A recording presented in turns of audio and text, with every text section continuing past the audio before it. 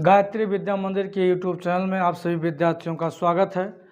ठीक है, जैसा कि आज विज्ञान जीव कक्षा 12 जीव विज्ञान का अगला पार्ट अलैंगिक जनन आपको पढ़ना है। अलैंगिक जनन के 6 खंड हैं, देखेंगे। जैसा विखंडन है, मुकुलन है, विखंडी जनन है, पुनरुद्भवन है, बीजाणु जनन है और कायिक प्रवर्धन है। ठीक है, अपनी किताब एनसीईआरटी के माध्यम से हम देखते चलेंगे। ठीक है, कि कैसे कैसे किस विखंडन में कौन कौन सी प्रक्रियाएं कैसे कैसे क्या होता है और उसके उदाहरण कैसे होते हैं, ये भी हमको जानते हुए चलना है। अलैंगिक जनन में, ठीक है, एक साधारण जनन है अलैंगिक जनन। कह रहे हैं सबसे पहले हम देखेंगे विखंडन। सबसे पहला ए वाला आता है विखंडन।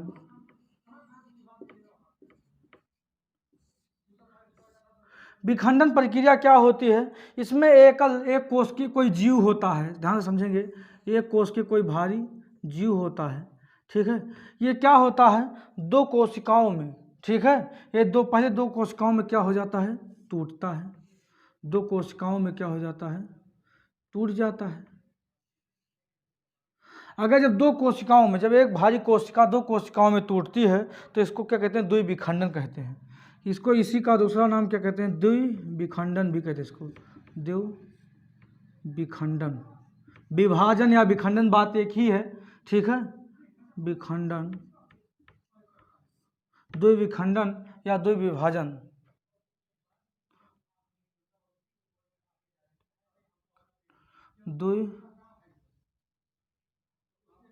द्विविखंडन, ठीक, इसमें देखेंगे द्विविखंडन लिखेंगे। ठीक, अच्छा, द्विविखंडन में इसमें क्या क्या है? द्विविखंडन में ये कैसे जीव होते हैं? पहली बात तो ये एकल कोशिकीय जीव होते हैं। कैसे होते हैं? एकल कोशिकीय जीव, ये एकल कोशिकीय जीव होते हैं। कैसे जीव होते हैं? एकल कोशिकीय, इनमें एक ही कोशिका होती है। दूसरा, ये 2 विखंडी होते हैं। 2 विखंडी में इसका उदाहरण है, 2 विखंडनीय में 2 विखंडी होते हैं तो इनका उदाहरण है 2 विखंडी में। पहला उदाहरण है, जैसे क्या है? युगलीना है और पैरामीशियम है। ये युगलीना हो गया, युगलीना हो गया और पैरामीशियम।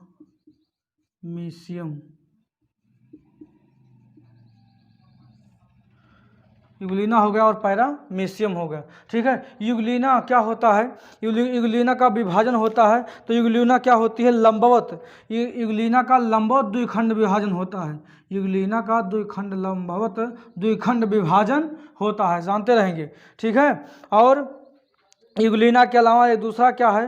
पहला क्या है? इसके बाद पैरामीशियम। पैरामीशियम का होता है। ठीक है, इसमें 2 होते हैं। द्विविखंडन होगा, द्विविखंड, और इसका द्विविखंडन के कारण भी इसका क्या होता है? बहुविखंडी भी होते हैं। ये क्या होते हैं? बहुविखंडी। क्या होते हैं? बहुविखंडी। अगर 2 विखंडन के अलावा दूसरा हुआ तो बहुविखंडी हो गए। बहुविखंडी में क्या होगा? बहुविखंडी।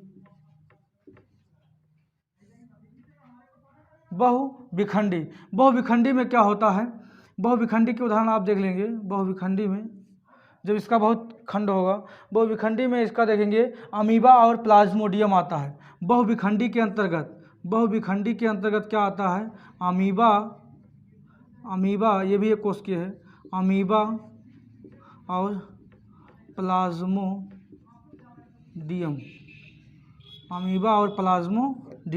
ये दोनों आते हैं। अमीबा और प्लाज्मोडियम, ये अमीबा हो गया, प्लाज्मोडियम होगा, ये दोनों इसके अंतर्गत आते हैं। ये पहला हो गया। ठीक है, ये पहला हो गया। अच्छा, दूसरी बात क्या है? ध्यान देंगे, दूसरी बात क्या है? मुकुलन। दूसरा क्या है? मुकुलन। मुकुलन देखेंगे। मुकुलन क्या होता है? बी वाला, ये वाला देखेंगे। मुकुलन समझेंगे, बी वाला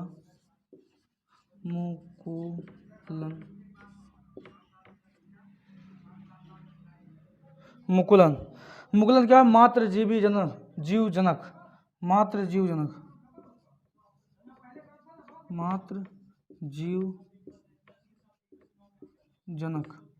मातृजीव जनक। मातृजीव जनक क्या होते हैं? मातृजीव जनक जो जीव होते हैं ये कायिक, ठीक है, ये जो जीव होते हैं ये क्या होते हैं? कलिकादार होते हैं, ठीक है। क्या कैसे होते हैं? कलिकादार में कलिका होती है, कलिका, ठीक है, कलिका द्वारा होते हैं। और कलिका में क्या होती है? वृद्धि होती है। क्या होती है? वृद्धि होती है। कलिका में क्या होती है? वृद्धि होती है। अच्छा, वृद्धि, ठीक है, वृद्धि कैसे होती है? किसमें? इसका उदाहरण क्या है? ईस्ट। वृद्धि किसमें होती है? इसका उदाहरण क्या है? उदाहरण क्या है? ईस्ट। ईस्ट, ईस्ट का एक प्रकार का उदाहरण है। इसमें क्या होती है? वृद्धि होती है। ईस्ट एक प्रकार का क्या है? इसमें उदाहरण है, ठीक है। कह रहे हैं ईस्ट, ईस्ट क्या है? एक प्रकार का कवक है। क्या है? कवक। फंजाई ग्रुप के अंतर्गत आता है, फंजाई में अंतर्गत आता है, फंजाई के अंतर्गत कवक देखेंगे, ठीक है। इसके बारे में और आगे विस्तार में है, ठीक है। कक्षा 9 में भी आप इसके बारे में कुछ पढ़े रहे होंगे, ठीक है।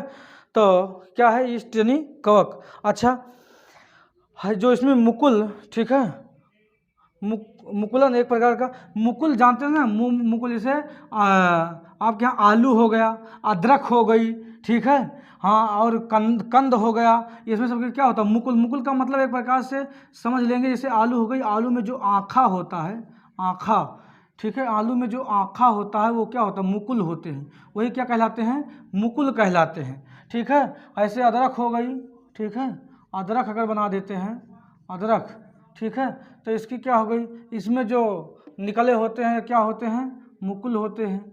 इसमें जो निकले रहते हैं वो क्या होते हैं? मुकुल। इसमें जमने के लिए जो निकला रहता है वो क्या होते हैं? मुकुल होते हैं एक प्रकार के, ठीक। अदरक हो गई, ठीक है, इसके बाद कंद हो गया, कांद हो गया, समझ रहे हैं? ये सब क्या होते हैं? मुकुल के अंतर्गत आते हैं, ठीक है। तो इसमें सलकंद, घन कंद, जमी कंद आपसे पूछता है, ठीक है। तो इसके सबके बारे में आप बुक से थोड़ा भी और पढ़ लेंगे, ठीक है। इसके बाद अब आगे आते हैं विखंडी जनन में। अगली बात आती है विखंडी जनन। सी वाला आता है विखंडी जनन। क्या होता है? विखंडी जनन।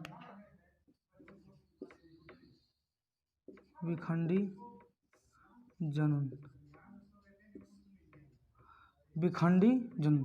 विखंडी जनन क्या होता है? इसके बारे में, यह क्रिया बहुकोशिकीय जीवों में होती है। जो विखंडी जनन की क्रिया होती है, ठीक है, यह क्रिया क्या होती है? यह क्रिया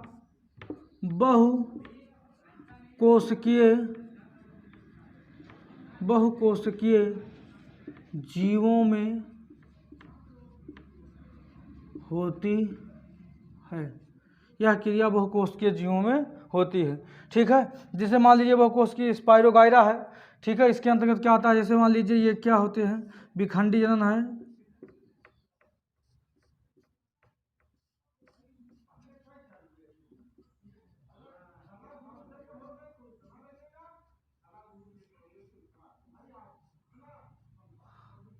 ठीक। मान लीजिए क्या स्पाइरोगाइरा है, अगर इसको ये बहुविखंडी होता है,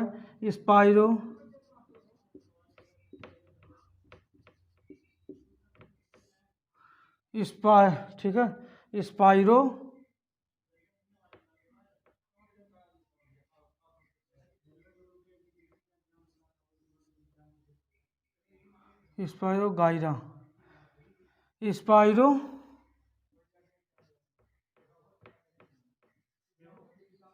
स्पाइरोगाइरा, स्पाइरोगाइरा में इसका क्या होता है? बहुविखंडी होते हैं, बहुविखंडी मान लीजिए हो गए, ये इसके अंतर्गत आते हैं,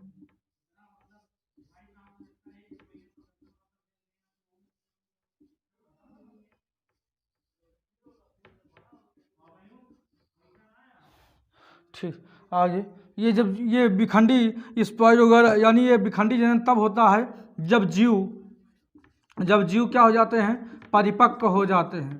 पर जब जीव क्या हो जाते हैं? परिपक्व हो जाते हैं, तब ये जनन होता है। विखंडी जनन तभी होता है जब जीव क्या हो जाते हैं, परिपक्व हो जाते हैं, यानी इनकी एक एज होती है, उस अगर एज पे पहुंच जाते हैं तो ये क्या हो जाता है, परिपक्व हो जाते हैं, मतलब तो इस क्रिया में तब ये क्रिया कर पाते हैं, यानी जैसे स्पाइरोगाइरा है तब विखंडी जनन की क्रिया होते हैं। और ये विखंडी जनन की क्रिया जो होती है स्पाइरोगाइरा में होती है, उदाहरण है इसका, ठीक है। ये क्रिया क्या होती है, बहुकोशिकीय जीवों में होती है। किन जीवों में होती है, बहुकोशिकीय जीवों में होती है, ध्यान रखेंगे। अगला आता है इसका, ठीक है, पुनरुद्भवन। पुनरुद्भवन के बारे में जरा समझ लेंगे, बहुत ही इंपॉर्टेंट है, कई बार पूछा गया है परीक्षा में, ठीक है। पुनरुद्भवन, पुनरुद्भवन अलैंगिक जनन के जो पुनरुद्भवन है, पुनरुद्भवन डी वाला ऑप्शन, पुनरुद्भवन, पुनरुद्भवन, पुनरुद्भवन क्या होता है, इसके अंतर्गत देखेंगे जीव का कटा हुआ भाग होता है। पुनरुद्भवन में क्या होता है, जीव का कटा हुआ अंग विकसित होता है, जीव का कटा हुआ भाग, जीव का कटा हुआ भाग होता है। जो कटा हुआ भाग होता है वही भी क्या होता है, विकसित होता है। पुनरुद्भवन में पुनः जो उद्भवन हो, जिसका पुनः काट दीजिए और पुनः ही जामे वो, यानी पुनः उसका उद्भवन हो, ठीक है। तो इसको क्या, इसके अंतर्गत कौन आते हैं, इसके अंतर्गत मनुष्य के शरीर में कौन, वो बताओ मनुष्य के शरीर का कौन सा अंग है जो सबसे ज़्यादा पुनरुद्भवन करता है, सबसे ज़्यादा पुनरुद्भवन करता है, मनुष्य के शरीर का कौन सा अंग है, इससे आपको मालूम होगा, नहीं मालूम है तो हम बता रहे हैं, सुनिए। यकृत, जिसको लीवर आप बोलते हैं, क्या बोलते हैं, लीवर बोलते हैं। तो यकृत होता है, यानी यकृत मनुष्य के शरीर का, मनुष्य के शरीर का यकृत, ठीक है, यकृत होता है, लीवर जिसको बोलते हैं। तो क्या होता है, ये यकृत शोथ एक क्रिया होती है, यकृत शोथ, ठीक है। तो ये उसमें पुनरुद्भवन, यकृत सबसे ज़्यादा इसका ये यकृत में होती है ये क्रिया, ठीक है। अच्छा, इसका अलग जीव है, ठीक है, एक अलग जीव भी है इसका, प्लेनेरिया इसको बोलते हैं। प्लेनेरिया में भी ये ज़्यादा होता है, ठीक है, नेरिया, प्लेनेरिया में भी ये होता है, एक जीव है प्लेनेरिया। प्लेनेरिया में भी उद्भवन की क्रिया सबसे ज़्यादा होती है, प्लेनेरिया में उद्भवन की क्रिया सबसे ज़्यादा होती है। प्लेनेरिया हो गया, ठीक है, हाइड्रा हो गया, ये सब क्या हो गए, प्लेनेरिया में ये सब ज़्यादा होते हैं। इसके बाद अगला आता है आपका बीजाणु जनन। क्या होता है, बीजाणु जनन। बीजाणु जनन में क्या होते हैं, बीजाणु जनन, इसको जान गए आप। ये इसके दो उदाहरण हो गए, एक होगा मनुष्य का यकृत शोथ, पुनरुद्भवन की क्रिया कटे हुए भाग में होती है, और दूसरा क्या होता है, प्लेनेरिया में होती है, ठीक। अच्छा, अब अगला आता है आपका बीजाणु जनन। क्या आता है, बीजाणु जनन, देखेंगे बीजाणु जनन, बीजाणु जनन, बीजाणु जनन देख लीजिए।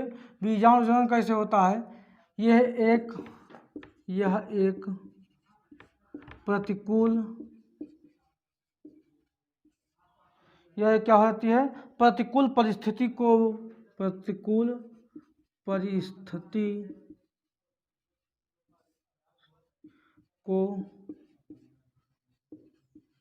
झेलने वाली प्रक्रिया है। जीवाणु जनन, ठीक है, प्रतिकूल भी झेल लेती है, प्रतिकूल परिस्थिति को भी झेलने वाली प्रक्रिया होती है, ठीक।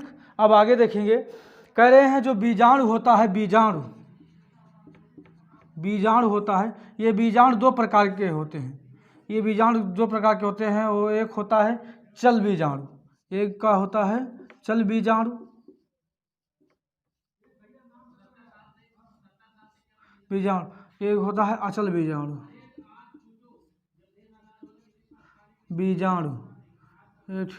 एक क्या है, अचल बीजाणु है, ठीक है। और क्या होता है, जैसे इसके अंतर्गत आता है क्लेमाइडोमोनास, इसके अंतर्गत जैसे उदाहरण में आता है, इसके अंतर्गत बीजाणु में क्लेमाइडोमोनास इसके अंतर्गत आते हैं। ठीक है, ये एक शैवाल होता है, ये इसके अंतर्गत शैवाल ही आते हैं। ठीक है, ये क्या होता है, कैसा शैवाल, हरित शैवाल।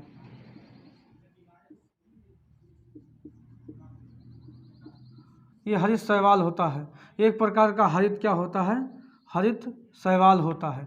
ठीक, हरित शैवाल होता है क्लेमाइडोमोनास। ठीक है, इसमें क्या होता है, एक चल बीजाणु होते हैं, एक क्या होते हैं अचल बीजाणु।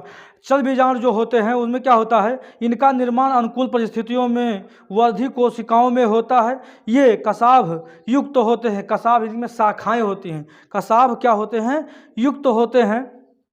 कह रहे हैं बीजाणुधानी, ठीक है, से स्वतंत्र होकर या कुछ समय तक जल में तैरने के पश्चात ये आधार से क्या हो जाता है, किसी आधार, जब कोई आधार, कुछ देर दिन तक इसे जल में तैरते रहते हैं, जब कोई आधार मिलता है तो उसमें क्या हो जाते हैं, चिपक जाते हैं। ठीक है, कह रहे हैं चिपक जाते हैं तथा इसके कसाभ लुप्त हो जाते हैं।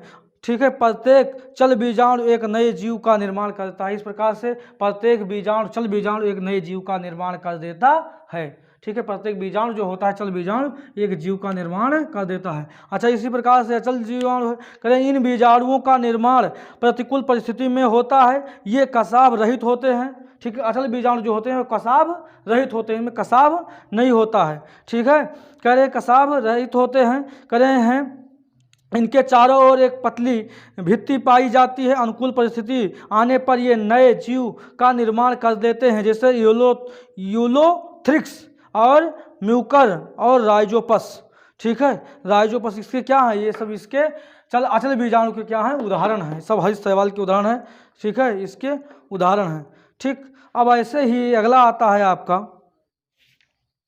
कायिक प्रवर्धन। अगला आपका आता है कायिक प्रवर्धन। ठीक है, कायिक प्रवर्धन, कायिक प्रवर्धन क्या होता है, कायिक प्रवर्धन के बारे में जानेंगे। मातृपादप के कायिक प्रवर्धन देखेंगे अगला, और लास्ट कायिक प्रवर्धन क्या होता है।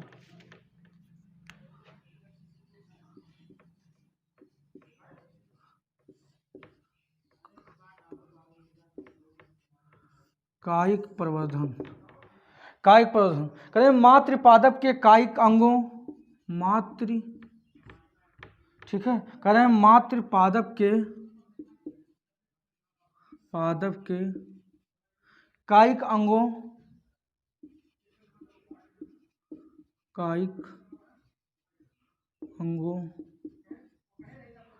कायिक अंगों द्वारा नए पादपों के निर्माण को, के अंगों के द्वारा नए पादपों के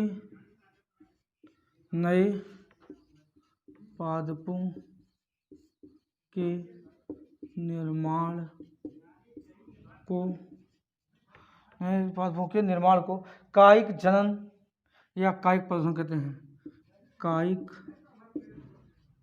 जनन या कायिक प्रवर्धन कहा जाता है। कायिक प्रवर्धन या कायिक जनन कहा जाता है। ठीक, अब इसमें क्या होता है, इसमें दो प्रकार के जनन होते हैं, जनन, एक प्राकृतिक कायिक जनन होता है, एक तने द्वारा कायिक जनन होता है। ठीक, नहीं, प्राकृतिक कायिक जनन में, ठीक है, प्राकृतिक कायिक जनन होता है, एक क्या होता है, जड़ों द्वारा होता है, जड़ों द्वारा होता है, और एक क्या होता है, तनों द्वारा होता है, तनों द्वारा। एक जड़ों द्वारा होता है, एक क्या होता है, तनों द्वारा होता है। तथा जड़ों द्वारा क्या होता है, जैसे मूसला जड़ों व अपस्थानिक जड़ों दोनों का कायिक प्रवर्धन होता है, जो निम्न प्रकार के होते हैं। एक मूसला जड़ होती है, कुछ पादप जैसे मूसला जड़ों पर पादप बनाती हैं, जैसे कि क्या है, डेलवर्जिया है, जैसे शीशम, क्या होता है, शीशम। शीशम की जड़ में ही दूसरे शीशम के पेड़ निकल जाते हैं। कभी आप ध्यान से देखेंगे शीशम की जड़ें बड़ी लंबी लंबी दूर तक होती हैं और उसकी जड़ में से ही पेड़ निकल जाते हैं, फोर फोर के पेड़ निकलते हैं। ठीक है, आप ध्यान से समझेंगे, इसको देखेंगे, इसका अनुभव करेंगे तो आपको मिलेगा ऐसा शीशम का पेड़ कि जहाँ से उसकी जड़ से ही नए नए पेड़ क्या होते हैं, कल्ले फोड़ के निकलते हैं नए नए पेड़। ठीक, इकट्ठा है जहाँ इसका पेड़ होता है इकट्ठा कई पेड़ हो जाते हैं तभी। ठीक, आगे देखेंगे।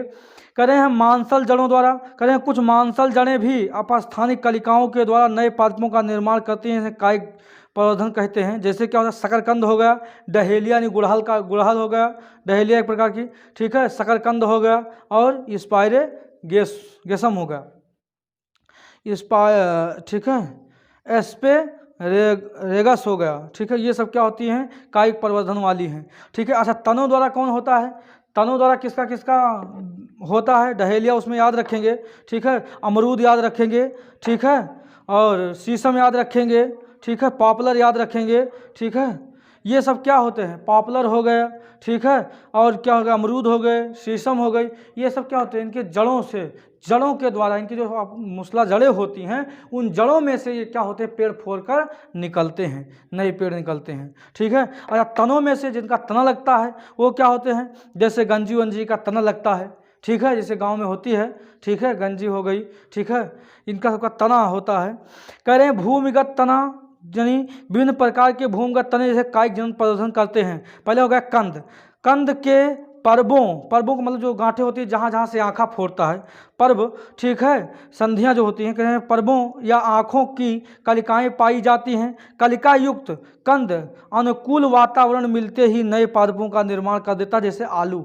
ठीक है, जैसे इसमें क्या होती है, आलू होती है कंद में। ठीक है, जब अनुकूल परिस्थिति आती है इसकी गर्मी, ठीक है, या अनुकूल परिस्थिति जैसे जैसे आती है वैसे वैसे ये आलू में आँखा अपने आप क्या होते हैं, बढ़ते चले जाते हैं, निकलते चले जाते हैं। ये मौसम के यानी वनस्पति मतलब इसके वातावरण के अनुकूल होते हैं। परकंद हो गया, परकंद मुख्य भूमिगत तना होता है, परकंद जिसको कांद बोलते हैं गाँव में। ठीक है, जिसमें प्रतिकूल परिस्थितियाँ हेतु भोजन का संचय होता है, प्रतिकूल परिस्थितियों में इसमें भोजन का भी संचय होता है। इन पर कलिकाएँ पाई जाती हैं, इनमें क्या पाई जाती हैं, कलिकाएँ पाई जाती हैं जो अनुकूल परिस्थितियों में नए वासीय, ठीक है, वायवीय प्ररोहों को जन्म देती है। अतः जैसे क्या हो गया, केला हो गया, अदरक हो गया। ठीक है, ये सब हो गए, केला हो गया, अदरक हो गया, ये सब क्या हो गए, ये सब तना द्वारा इनका विकास होता है। ठीक है, ये मौसम से इनसे ज़्यादा लेन देन नहीं है। प्रतिकूल परिस्थिति में भी ये जाड़ा, गर्मी और बरसात तीनों मीटिंगों में भी ये क्या होते हैं, इनमें फल लगते हैं। ठीक है, इस प्रकार से होता है। घन कंद इसी प्रकार से है, इसी प्रकार से सल्ग कंद है। ठीक है, और प्रकार से इसी प्रकार से सब हैं। ठीक है, इनको आप ध्यान से पढ़िए, समझिए। ठीक है, वीडियो अच्छा लगे तो लाइक कीजिए, कमेंट कीजिए। ठीक है, जहाँ समझ में ना आवे वहाँ कमेंट कीजिए कमेंट बॉक्स में जाके। ठीक है, उस पॉइंट को हम दोबारा पुनः बताने की कोशिश करेंगे और ये चैप्टर से समझने वाले इनको समझने की कोशिश करेंगे। ठीक है, जितने लिखने वाले चित्र बनाने वाले रहेंगे हम आपको बोर्ड पे बना के चित्र सारी चीज़ें आपको दिखाएंगे, बताएंगे। लेकिन जो बातें आपको समझने वाली हैं, पढ़ने वाली हैं, उनको बोर्ड पे हम पढ़ाएंगे। आप केवल नोट कीजिए, समझिए और पढ़िए। धन्यवाद।